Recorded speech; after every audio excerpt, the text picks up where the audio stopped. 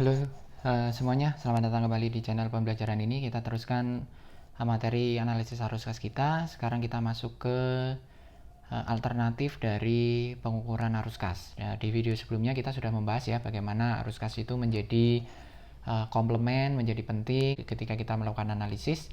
Kaitannya juga dengan net income terutama ya, bagaimana antara net income dan laporan arus kas itu sebenarnya harus digunakan secara bersama-sama oleh analis gitu dalam melakukan analisis keuangan.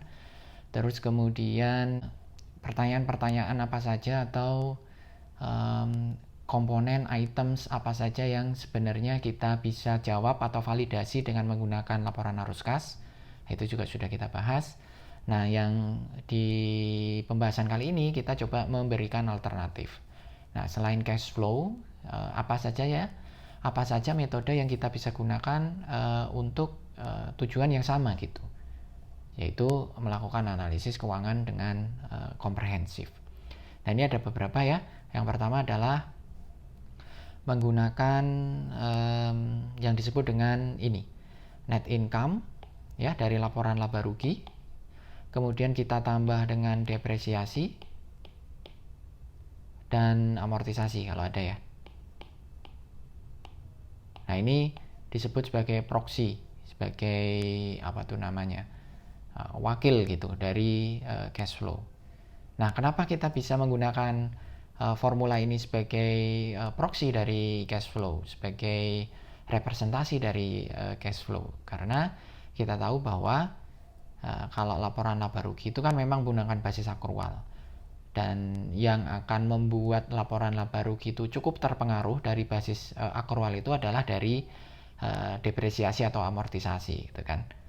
Nah, kalau kita tahu depresiasi itu kan sebenarnya non cash, nggak ada kan uangnya gitu ya, nggak ada cash yang dikeluarkan untuk beban depresiasi itu, melainkan hanya perhitungan atau metode untuk mengurangi nilai daripada aset saja. Nah, itu yang kemudian ketika kita melakukan laporan atau kita menganalisis laporan keuangan sebagai alternatif dari cash flow, itu kita juga bisa menggunakan ini, ukuran ini gitu ya. Jadi net income, kemudian kita betul namanya istilahnya ditambahkan kembali dengan depresiasi atau amortisasi gitu.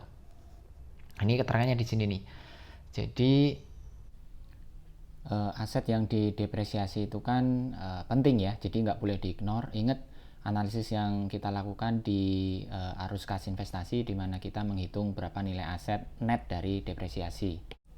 Tapi perhatikan bahwa depresiasi itu kan non cash, tidak ada uang kas yang benar-benar keluar dengan penghitungan beban depresiasi. Maka kemudian depresiasi itu harus di add back ya, dibalikin lagi atau ditambahkan lagi itu, karena itu non cash expense. Nah, yang sumber dari kas ya itu ya operating dan financing gitu ya, bukan dari depresiasi. Nah, itulah kenapa depresiasi kita tambahkan. Terus beberapa hal lain yang menjadi alternatif dari pengukuran cash flow itu adalah penghitungan free cash flow ya, FCF, yang rumusnya adalah NOPAT dikurangi NOA. NOPAT ini net operating profit after tax, NOA ini net operating asset yang kita dapatkan dari operating asset dikurangi dengan operating liabilities. Nah, itu ketemu NOA, hasilnya free cash flow. Free cash flow itu konsepnya atau filosofinya adalah ketika nilainya positif, dia itu sebenarnya memberikan informasi kepada kita bahwa perusahaan itu punya cash flow atau punya kas yang dia itu dalam tanda kutip free gitu. Free ini dimaksudkan adalah dipunyai oleh perusahaan tetapi belum dialokasikan penggunaannya untuk apa gitu. Nah, jadi di sini disebutinya positif free cash flow itu menandakan bahwa berapa sih jumlah uang cash yang dimiliki, yang dipunyai oleh perusahaan setelah dia itu memperhitungkan adanya kebutuhan untuk financing, misalnya membayar debt, membayar principal debt atau interest gitu ya, atau membayar kupon obligasi, dan juga termasuk untuk kegiatan investasi. Gitu. Nah, di luar keperluan ini tadi, membayar debt, membayar principal interest coupon, dan kemudian kebutuhan investasi, parameternya itu untuk mempertahankan kapasitas produksi ya, kapasitas produksi yang sekarang. Nah, itulah yang disebut dengan free cash flow. Oleh karena itu, maka free cash flow itu kemudian menjadi sumber dari financial flexibility ya, fleksibilitas keuangan dari perusahaan. Dan tentu ketika kita bicara tentang financial flexibility, hubungannya tentu ke growth ya, pertumbuhan dari perusahaan. Karena itu tadi, ketika ada financial flexibility atau ada keleluasaan finansial gitu, maka ketika ada opportunity bisnis yang baru, maka kemudian bisa dijalankan atau bisa dieksekusi oleh perusahaan, dan kemudian akan menciptakan atau akan menimbulkan pertumbuhan gitu, growth kepada bisnis perusahaan. Nah, itu tentang free cash flow. Kemudian berikutnya tentang cash flow adequacy ratio. Jadi kecukupan dari cash flow itu rumusnya adalah rata-rata 3 tahun dari jumlah arus kas operasional dibagi jumlah 3 tahun capex, inventory ya yang dibeli, dan dividen. Nah, sekali lagi, cash flow adequacy ratio atau rasio kecukupan dari arus kas itu dia membagi antara jumlah 3 tahun CFO ya, cash from operation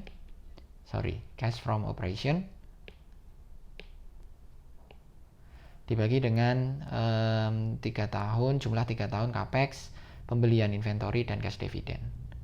Nah, ini dari sini kita tahu ya bahwa yang diukur dengan kecukupan modal itu adalah kemampuan perusahaan untuk dia bisa mendapatkan arus kas operasional yang cukup ya, sufficient untuk bisa membayar atau untuk bisa mengcover yang pertama kebutuhan ekspansi bisnisnya, capital expenditure, capex ya, membeli mesin produksi, membangun pabrik baru, itu capex. Juga bisa mengcover kebutuhan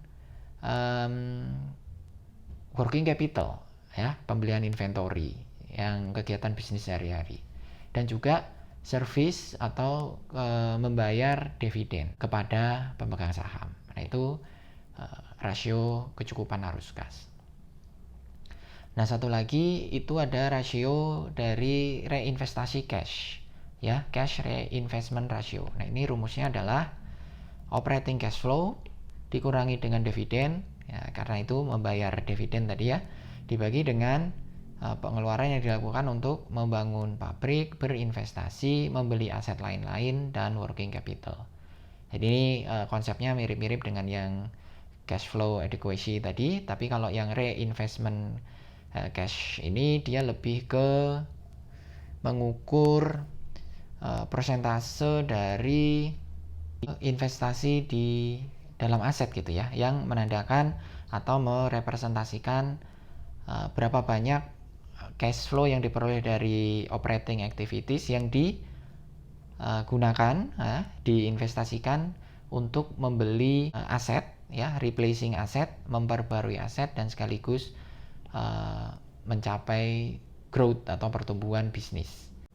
Nah, replacing asset and growth ini tergambar di sini ya, mulai dari growth plan itu kan replacing asset, investasi juga mengganti aset gitu ya, bisa mengganti aset, other asset, kaitannya dengan tetap penggantian aset, working capital itu lebih ke kegiatan operasional bisnis yang yang day to day gitu. Nah, kesemuanya ini kan kemudian akan mendukung growth dari perusahaan. Nah, demikian pembahasan kita mengenai alternatif dari pengukuran cash flow. Kalau ada pertanyaan seperti biasa silahkan komen di bawah. Terima kasih.